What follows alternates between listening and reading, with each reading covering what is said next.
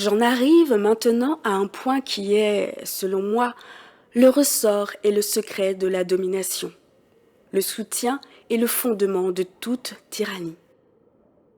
Celui qui penserait que les hallebardes, les gardes et le guet garantissent les tyrans se tromperait fort.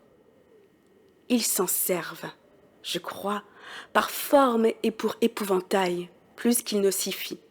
Les archers barrent l'entrée des palais aux malhabiles, qui n'ont aucun moyen de nuire, non aux audacieux bien armés.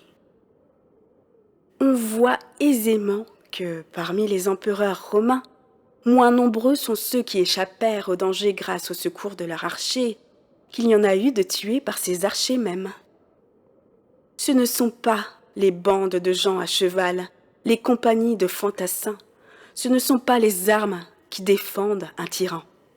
Mais toujours, on aura peine à le croire d'abord, quoique ce soit l'exacte vérité, 4 ou 5 hommes qui le soutiennent et qui lui soumettent tout le pays. Il en a toujours été ainsi. 5 ou 6 ont eu l'oreille du tyran et s'en sont approchés d'eux-mêmes, ou bien ils ont été appelés par lui pour être les complices de ses cruautés, les compagnons de ses plaisirs, les maquereaux de ses voluptés et les bénéficiaires de ses rapines.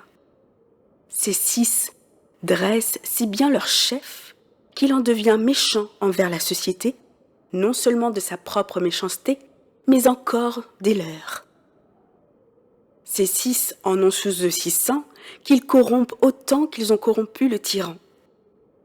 Ces 600 en tiennent sous leur dépendance 6000, qu'ils élèvent en dignité. Ils leur font donner le gouvernement des provinces ou le maniement des deniers afin de les tenir par leur avidité ou par leur cruauté, afin qu'ils les exercent à point nommé et fassent d'ailleurs tant de mal qu'ils ne puissent se maintenir que sous leur ombre, qu'ils ne puissent s'exempter des lois et des peines que grâce à leur protection. Grande est la série de ceux qui les suivent. Et qui voudra en dévider le fil verra que, non pas 6000, mais 100 000 et des millions tiennent aux tyrans par cette chaîne ininterrompue qui les soude et les attache à lui. Comme Homère le fait dire à Jupiter qui se targue, en tirant une telle chaîne, d'amener à lui tous les dieux. De là venait l'accroissement du pouvoir du Sénat sous Jules César, l'établissement de nouvelles fonctions, l'institution de nouveaux offices, non certes pour réorganiser la justice, mais pour donner de nouveaux soutiens à la tyrannie.